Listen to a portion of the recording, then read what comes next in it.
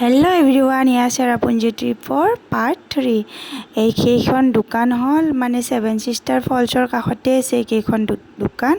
বস্তুবোৰ ইমান দাম এনে চালো ভাল লাগিল তাৰ পিছতে আমি আমাৰ ৰুমলৈ আহিলো এখন হোটেলত দুটা ৰুম বুক কৰিলো ৰুম কিটা ঠিক ঠাক আছিল মানে ভালে আছিল আৰু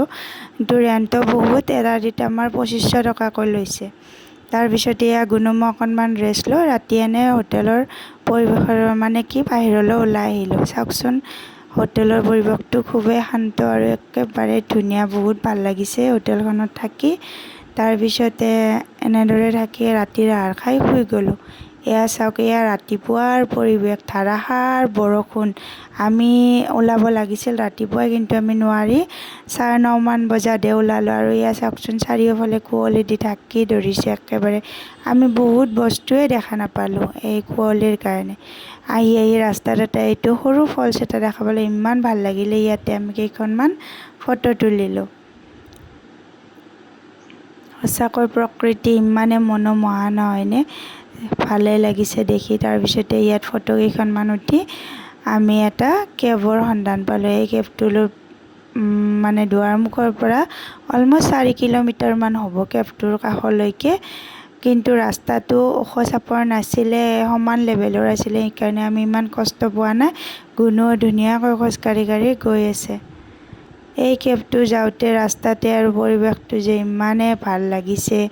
সৰু সৰু নিজৰা তাৰ পিছত এয়া চাওকচোন এয়া তলৰ পৰিৱেশখিনি ইমান ভাল লাগিছে মানে পানী আৰু এইটো দেখিছেনে এইটো শিলৰে এটা ডাঙৰ মাছ কাটিছে গুণুৱে মোক দেখুৱাই আছে ই আচল মাছ বুলি ভাবিছে মাছ হোৱাচোন ইমান ডাঙৰ মাছ মই বোলো নহয় এইটো শিলৰে বনোৱা চাওকচোন মাছটো এইটো মাছ ইমান ভাল লাগিছে এইখিনি ঠাইত আহি বৰষুণ ধাৰাসাৰ মইতো প্ৰায় গোটেই তিতি গৈছোঁ ছাতায়ো কাম দিয়া নাই কিন্তু গুণুক ৰেইনকোট পিন্ধাই আনিছোঁ কাৰণে আমি বহুতে ভাল হ'ল নহ'লে সি বহুত কষ্ট পালে হয় তাৰপিছত এইখিনি চাই আমি আৰু কেবৰ কাষলৈ ওপৰলৈ উঠি গ'লোঁ অকণমান মাজে মাজে চিৰি আছে কিন্তু বেছিভাগে সমান লেভেলৰে হয় সেইকাৰণে ইমান ভাগৰ লগা নাছিল আমাৰ যদিও দূৰ এয়া কেবৰ ওচৰ পালোঁ এইটো ওপৰৰ ভিউ ইমান ধুনীয়া পৰিৱেশ তাৰপিছতে এইটো কেব আৰু কেবটোৰ ভিতৰখন চাব ৰ'বচোন আৰু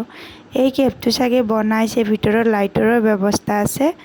ইমান ধুনীয়া এয়া ভিতৰতে এটা সৰুকৈ নিজৰা বৈ আহিছে তাৰপিছতে শিলৰে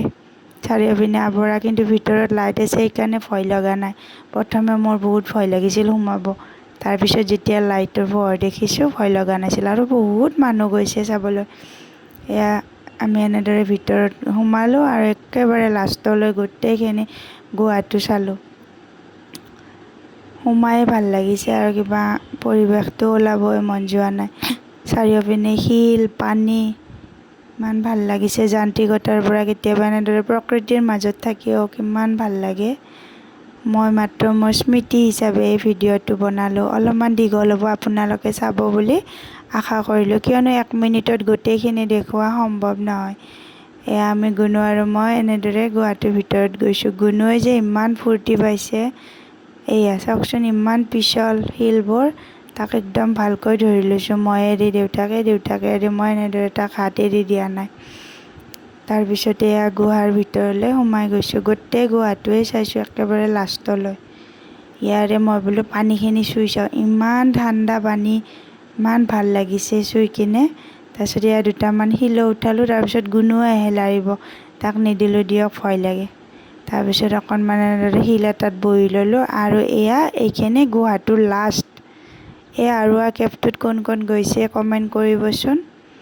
এয়া এইটো গুহাটোৰ লাষ্ট ইমান ভাল লাগিছে এইখিনি গোটেই গুহাটো চাই আমি